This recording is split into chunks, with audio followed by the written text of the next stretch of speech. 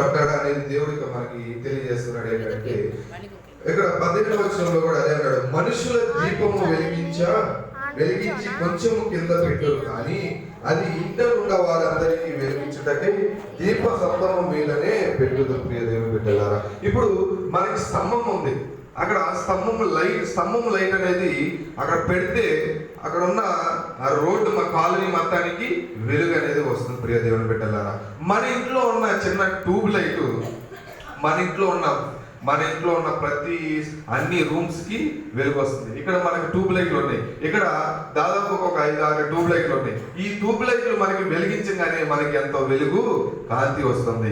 కాబట్టి మన జీవితంలో కూడా ఇక్కడ తెలియజేయబడుతున్నాడు ఏంటంటే, నువ్వు ఇన్ని సంవత్సరాలు బతికున్నావే, నీలో వెలుగు అనేది ఉందా అని. ప్రియ దేవుని బిడ్డల, దేవుడు నేను ఈరోజు రాత్రికాల సమయంలో నేను ప్రశ్నిస్తున్నాను. ప్రియ దేవుని బిడ్డల, మనము ఎలా ఉండాలంటే, మొదటిగా బయట స్తంభం మీద వెలుగు ఎలా అయితే, ఆ యొక్క స్తంభం మీద ఉన్న వెలుగు లైట్ అనేది ఎలా అయితే ఆ లైట్ వేయగానే ఆ యొక్క కాలనీ మాత్రం ఎలాగైతే విస్తరిస్తుందో, మనము కూడా ఆ యొక్క వెలుగులాగా ఉండి ఈ భూమి మీద ప్రజలు ఉన్న ప్రతి ఒక్కరికి మనం వెలుగులాగా ఉండాలి.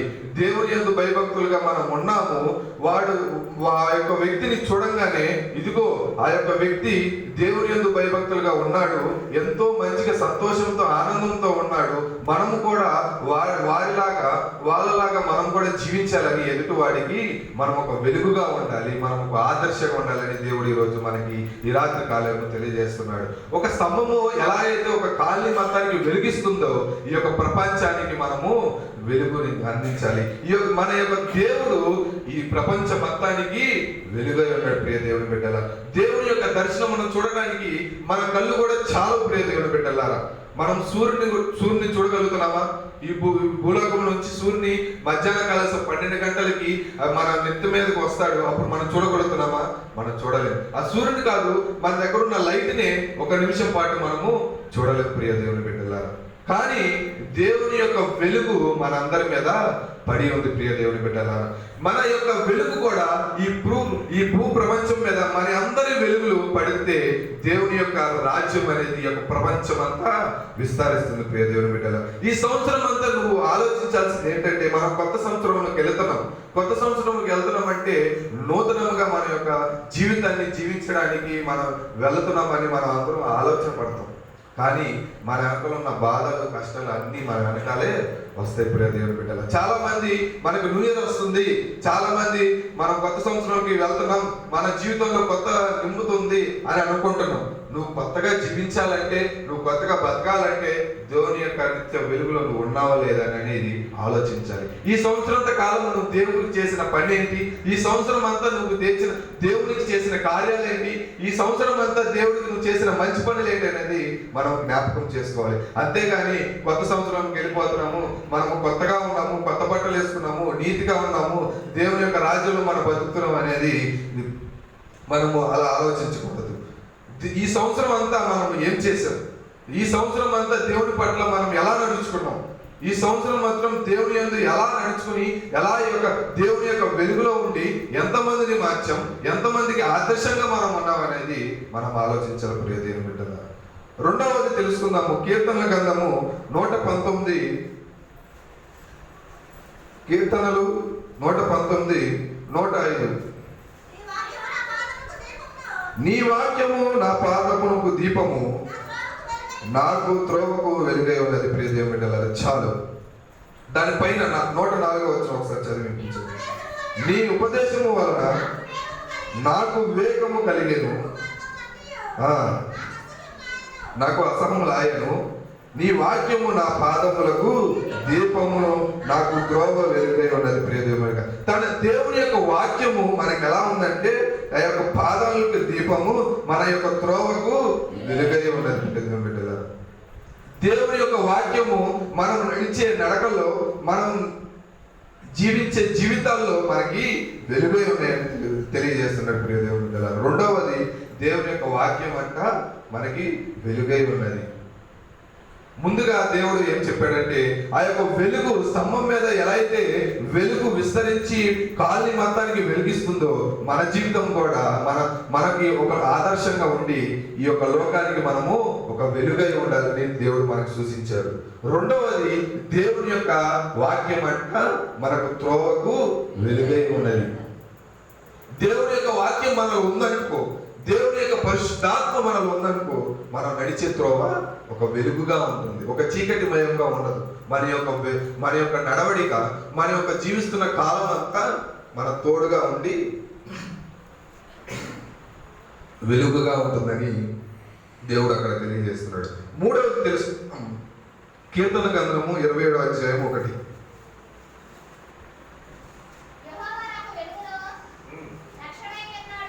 యెహోవా నాకు వెలుగును రక్షణయై ఉన్నాడు, ఎవరికి భయపడుదును? యెహోవా నా ప్రాణ దుర్గము, ఎవరికి వెరతును. దేవుడు ఇక్కడ తెలియజేస్తున్నాడంటే, యెహోవా నాకు వెలుగును రక్షణయై ఉన్నాడు. దేవుని యొక్క వెలుగంట మనకి ఎలా ఉంది? రక్షణగా ఉందంట. ప్రియ దేవుడు, దేవుని యొక్క వెలుగు మన వెంట ఉన్నందుకు మంచి రక్షణ వస్తుంది. అందరూ అనుకుంటారు, మనకి రక్షణ ఎక్కడ ఉంది? ఈ లోకంలో జీవిస్తున్నప్పుడు అన్ని శ్రమలు వస్తున్నాయి, అన్ని బాధలు వస్తున్నాయి, ఇన్ని కష్టాలు అనుభవిస్తున్నా కానీ ఎందుకు మనకి దేవుడు తోడు ఉంటుందని చాలా మంది ఆలోచిస్తారు. ప్రియ దేవుని బిడ్డలారా, మన క్రైస్తవులు ఎప్పుడైతే దేవుని యొక్క మన రాజ్యంలోకి నడుస్తామో మనకే కష్టాలు అన్నీ వస్తాయి. దేవుడు మనల్ని పరీక్షిస్తాడు. ఈ యొక్క బిడ్డ నాలోకి వచ్చినప్పుడు నా గురించి ఉంటున్నాడా లేదా, పేషెన్స్ సహనంతో ఉంటున్నాడా లేదా అనేది దేవుడు మనకి పరీక్ష అనేది పెడతాడు. ప్రియ దేవుని బిడ్డలారా, దేవుడు ఎప్పుడు మనకి రక్షణగానే ఉంటాడు. మనం ప్రయాణిస్తున్న ప్రయాణంలో మనకి రక్షణగా ఉంటాడు. మనం చేస్తున్న పనిపాటల్లో మనకి రక్షణగా ఉంటాడు. మనం ఎక్కడికి వెళ్తే దేవుడు అక్కడికి వస్తాడు. నువ్వు దేవుని నమ్మి చూడు. దేవుడు నీ అంట ఉండపోతే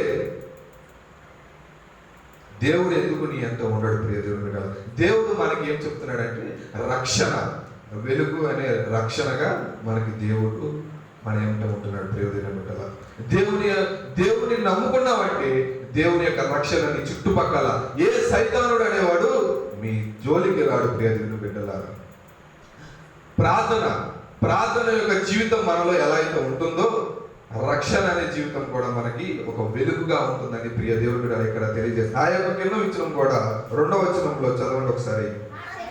నా శరీర మాంసము తినుటకై దుష్టులు నా మీదకి వచ్చినప్పుడు, నన్ను బాధించు శత్రువులు నా మీదకి వచ్చినప్పుడు, వారి త్రొట్టిలకు లెగి నాతో ఉద్యమం చేయుటకు దండు దిగినను, నా హృదయము భయపడదు,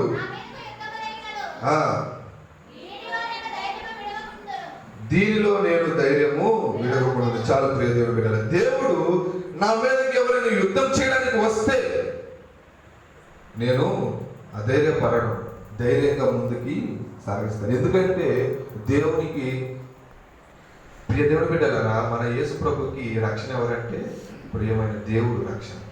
మనకి రక్షణ ఎవరంటే మన యేసుక్రీస్తు మనకి రక్షణ. మన యొక్క రక్షణ యేసుక్రీస్తు మనకు తోడు ఉన్నప్పుడు మనము ఏటినైనా సాధించగలమని మనకి సహనము, మనం ఏదైనా సాధించగలమనే నమ్మకము మనకి కలుగుతుంది. ప్రియ దేవుని బిడ్డలారా, దేవుని యొక్క రక్షణ మనకి ఉన్నట్లయితే మనం ఏదైనా సాధించగలమనే ఒక నమ్మకం మన మీద ఉంటుంది. ప్రియ దేవుని బిడ్డలారా, 4వది చూద్దాము. 2వ కొరింథీయులకు రాసిన పత్రిక 4:5. 2వ కొరింథీయులకు రాసిన పత్రిక 4వ అధ్యాయము 5వ వచనం. అంధకారముల నుండి వెలుగు ప్రకాశించెను అని కలిగిన దేవుడే యేసుక్రీస్తునందు వెల్లడిపడుచుటకు మా హృదయములో ప్రకాశించెను. చాలా అంధకారముల నుండి వెలుగు ప్రకాశించును కాక అని దేవుడు మనకి ఆశిస్తున్నాడు. ప్రియ దేవుడు, దేవుని యొక్క వెలుగు పడంగానే, దేవుని యొక్క రాకడ పడంగానే, దేవుని యొక్క వెలుగు ఈ భూమి మీద పడంగానే చనిపోయిన వ్యక్తులు ఏం చేస్తున్నారు? అంధకారంలో ఉన్న భూమిలో నుండి పైకి లేచి పరలోక రాజ్యంలోకి వెళ్తున్నారు. ప్రియ దేవుని బిడ్డలారా, నువ్వు ఎన్నో శ్రమలు అనుభవిస్తున్నావేమో, ఎన్నో బాధలు అనుభవిస్తున్నావేమో, ఎన్నో రోగాలు వచ్చి నువ్వు భరిస్తున్నావేమో, ప్రార్థన చేయి. దేవుడు ఏమంటున్నాడంటే అంధకారంలో ఉన్న నిన్ను కూడా నేను పైకి తీసుకొచ్చి నిన్ను వెలుగులో ప్రకాశిస్తాను అని చెప్తున్నాడు. ప్రియమైన బిడ్డగా, యేసుక్రీస్తునందు మనము భయము భక్తి కలిగి ఉండనట్లయితే మనం ఎక్కడున్నా సరే దేవుడు తన యొక్క అరచేతిలో కానీ తన యొక్క వెలుగులోకి మనల్ని నడిపించుకుంటాడు. ప్రియమైన బిడ్డగా, దేవుని యొక్క వెలుగు మనలో ఉన్నట్లయితే, దేవుని యొక్క నడవడికలో మనం నడిచినట్లయితే దేవుడు మనకు తోడుగా రక్షణగా నీటిలో మనకు ఉంటాడు. 5వది చూద్దాం. ఎఫెసీయులకు రాసిన పత్రిక 5వ అధ్యాయము 8వ వచనము.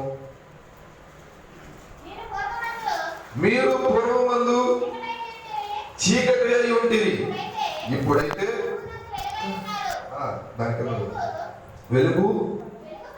వెలుగు ఫలము సమస్త విధములైన మంచితనము నీతి వాటిలో కనపడుచున్నది కనుక ప్రభుకేది ప్రీతికరమైనదో దానిని పరీక్షించు వెలుగు సంబంధులైన వారితో నడుచుకోండి. ప్రియ దేవుని పిల్లలారా, చాలు. మీరు పూర్వమందు చీకటై ఉన్నారేమో, ఇప్పుడైతే ప్రభునందు వెలుగై ఉన్నారు. ఈ సంవత్సరం అంతా నువ్వు చీకటిలో భరిస్తూ, శ్రమలన్నింటినీ భరిస్తూ, చీకటిలో ఉండి కలిగిపోతూ దేవుడికి ప్రార్థన చేసినా కానీ నీకు ఆ యొక్క పిలుపు అనేది రాలేదేమో, దేవుని యొక్క స్పర్శ నీకు తాగలేదేమో. ఈ సంవత్సరం అంతా నువ్వు ఎన్నో కష్టాలు అనుభవించుంటావు, ఎన్నో బాధలు అనుభవించుంటావు, అన్నిటినీ కోలుకొని వచ్చి ఉంటావు. కానీ వచ్చే సంవత్సరం కూడా నాకు అలానే ఉండిద్దని నువ్వు ఎప్పుడు అనుకోకూడదు. ప్రియ దేవుని బిడ్డలారా, పూర్వం అంతా వదిలేసాయి. ప్రజెంట్ ఏం నడుస్తుందో మనము దానిని బట్టి మనము నడుచుకోవాలి. పూర్వం అంతా నువ్వు బాధలు అనుభవించి నువ్వు ఎన్ని శ్రమలు అనిపించావు, దానికి రెండింతలుగా నిన్ను గొప్పగా దేవుడిని ఆశీర్వదిస్తాడు. హల్లెలూయా, హల్లెలూయా. నువ్వు ఎన్ని శ్రమలు అనుభవించావు, ఎన్ని బాధలు అనిపించావు, దానికి రెండింతలుగా నిన్ను దేవుడు గొప్పపరుస్తాడు. ప్రియ దేవుని బిడ్డలారా, దేవుడు ఇక్కడ ఐదో మాటకి ఏం చెప్తున్నాడంటే, పూర్వకాలంలో నువ్వు చీకటి మధ్యలో ఉండవచ్చు, కానీ ప్రభువునందు నీకు వెలుగై ఉన్నాడని దేవుడు అక్కడ సూచిస్తున్నాడు. ప్రియ దేవుని బిడ్డలారా, వెలుగు ఫలము సమస్త విధములై మంచితనము నీతి సత్యము వాటిలో కనబడుతుంది. ప్రియ దేవుని బిడ్డ, నీతి ఉంటుందంట, సత్యం అనేది కూడా ఆ యొక్క వెలుగులో ఉంటుంది. ప్రియ దేవుని బిడ్డ, మన జీవితంలో మనం నీతిగా ప్రవర్తిస్తున్నామా, సత్యంగా మాట్లాడుతున్నామా, నీతిగా బ్రతుకుతున్నామా అనేది మనలో మనం ఆలోచించుకోవాలి. దేవుని యొక్క వెలుగులో మనం ఉంటూ, దేవుని యొక్క నడవడికలో మనం ఉంటూ నీతిగా బ్రతుకుతున్నామా, సత్యముగా మాట్లాడుతున్నామా అనేది మనమే ప్రశ్న చేసుకోవాలి. దేవుని బిడ్డలారా, కొత్త సంవత్సరంలోకి మనం వెళ్ళిపోతున్నాం. ఈ కొద్ది సమయంలో కొత్త సంవత్సరంలోకి మనం వెళ్ళిపోతున్నాం. కానీ మనము కొత్త సంవత్సరంలో ఏంటంటే ఒక క్యాలెండర్ మార్చి ఇంకో క్యాలెండర్లోకి మనం వెళ్తున్నాం. అంతేగాని మన బ్రతుకులు నువ్వు ఎప్పుడైతే దేవుని యొక్క జీవితం, దేవుని యొక్క రాజ్యంలోకి నువ్వు వెళ్తావో అప్పుడే మన బ్రతుకులు అనేది ఒక మంచి వెలుగుగా ఉంటాయి. ప్రియ దేవుని బిడ్డలారా, నువ్వు దేవుని ఎప్పుడైతే నమ్ముకుంటావో నువ్వు అప్పుడు ఆ యొక్క స్తంభం మీద ఉన్న వెలుగు ఎలా అయితే ఆ కాళీ మొత్తం వెలుగుగా ఉంటుందో నువ్వు కూడా ఈ యొక్క ప్రపంచానికి ఒక వెలుగుగా ఉంటావు. ప్రియ దేవుని బిడ్డలారా, దేవుని యొక్క వెలుగు మన వాక్యమందు ఎలా అయితే వెలుగుగా ఉందో, దేవుని యొక్క వాక్యము మనలో నివసిస్తే మనం కూడా అలాగే వెలుగుగా ఈ లోకంలో జీవిస్తాం. చివరిగా ఒక మాట చెప్పి నేను ముగిస్తాను. లూకాసు వార్త 11వ అధ్యాయము 34వ వచనం. నీ దేహమునకు దీపము నీ కన్నే కనుక నీ కన్ను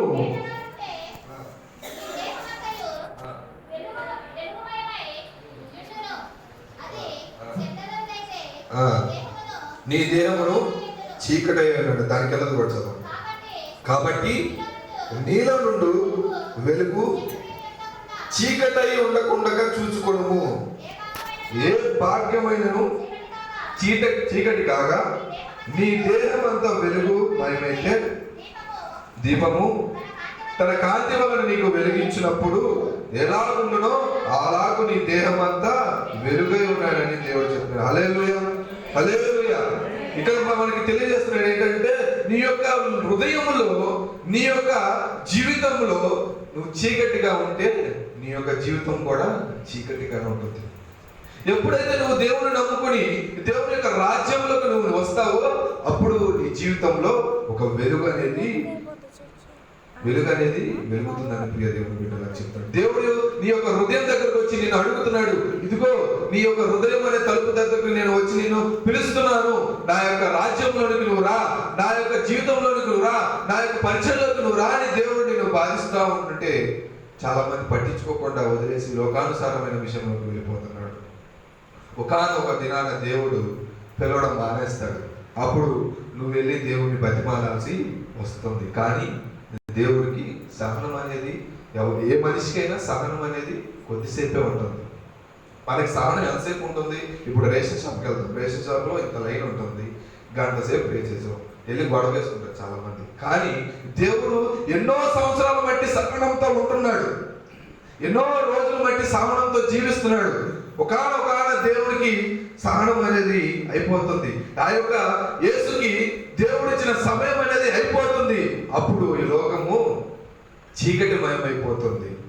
ఈ లోకము చీకటిమయం అయిపోయినా కానీ మన యొక్క ఆత్మలు, మన యొక్క శరీరాలు దేవుని యొక్క నిత్య రాజ్యంలో వెలుగులో ఉండాలంటే నువ్వు దేవుని యొక్క వాక్యము, దేవుని యొక్క భయభక్తులు కలిగి ఈ లోకంలో మనము జీవించాలి. ప్రియ దేవుడు, ఈ లోకం చీకటి అయిపోవచ్చు కానీ నీ యొక్క జీవితము పరలోకంలో ఒక వెలుగుగా నివసిస్తుంది. ప్రియ దేవుని బిడ్డలుగా, ఈరోజు మనం తెలుసుకునేది ఏంటంటే, ఒక దేవుని యొక్క రాజ్యంలో మనము వెలుగుగా ఉండాలి. దేవుడు మనతో ఉన్నప్పుడు, మనతో జీవిస్తున్నప్పుడు మనం అందరికీ ఆదర్శముగా ఒక వెలుగుగా కనపడతాం. ప్రియ దేవుడు, ఒక స్తంభంలో యొక్క ఖాళీ వెలుగు అయితే ఎలాగిస్తుందో మన యొక్క జీవితం కూడా అందరికీ వెలుగుగా కనిపించాలి, చీకటిగా కనిపించకూడదు. వాడిని చూస్తే వాడేంట్రా నా దగ్గరకు వచ్చేది, వాడిని చూస్తే చిరాకు పడకూడదు. ప్రియ దేవుడి బిడ్డలారా, ఓకే వస్తున్నాడు. ఇప్పుడు కొంతమందిని మనం చూస్తా ఉన్నప్పుడు, పాస్టర్ గారు వచ్చినప్పుడు వారికి ఎలా అయితే మనము ఉంటున్నామో, ఎలా అయితే వాళ్ళతో పరిచయం బాగా పెంచుకుని ఆ అబ్బాయి వస్తే మంచిది, ఆయన వస్తే మంచిది అని ఎలా అనుకుంటున్నామో మనం కూడా అందరికీ ఒక వెలుగుగా ఉండాలి.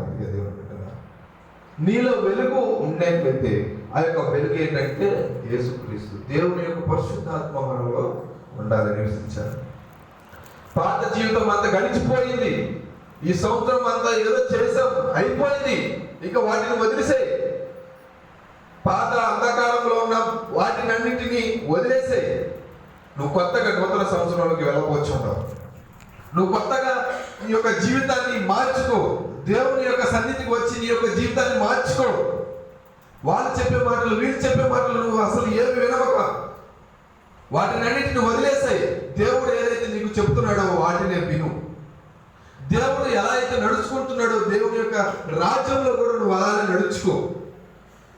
ఈ రాత్రికాల సమయంలో దేవుడు ఒకే విషయం జరుగుతున్నాడు, నీవు ఈ దేశానికి వెలుగుగా ఉండాలి, నువ్వు ఒకరికి మాదిరిగా ఉండాలి. నువ్వు మంచోడివి అని అందరూ చెప్పుకోవాలి, కానీ నువ్వు ఒక చెడ్డోడు అని ఈ లోకం నువ్వు చెప్పుకోవడం. దేవుడు దేవుడు మంచోడని ఈ లోకమంతా ఈ డిసెంబర్ 25వ తారీఖున ఈ లోకమంతా ఆయన పుట్టినరోజుని ఒక వేడుకగా చేసుకుని ప్రియ దేవుడు బిడ్డలా, ఆయన మంచోడు కాబట్టి లోకమంతా ఆయన యొక్క పుట్టినరోజు ఎంతో ఘనంగా చేసుకుంది.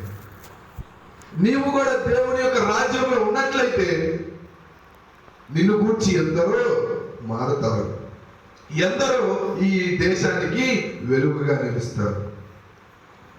ప్రియ దేవుని సహోదరులు, రాత్రి కాల సమయంలో చెప్తున్నాను, ఇంకో కొద్ది నిమిషాల్లో మనము కొత్త సంవత్సరంలోకి వెళ్ళిపోవచ్చు. కొత్త సంవత్సరంలో కూడా నువ్వు ఇదే జీవిస్తానంటే ఇంకా నేను ఎవరు మార్చలేరు. ఈ యొక్క కొత్త సంవత్సరంలో కూడా మనము ఈ పాతవన్నింటిని విడిచేసి ఒకరికి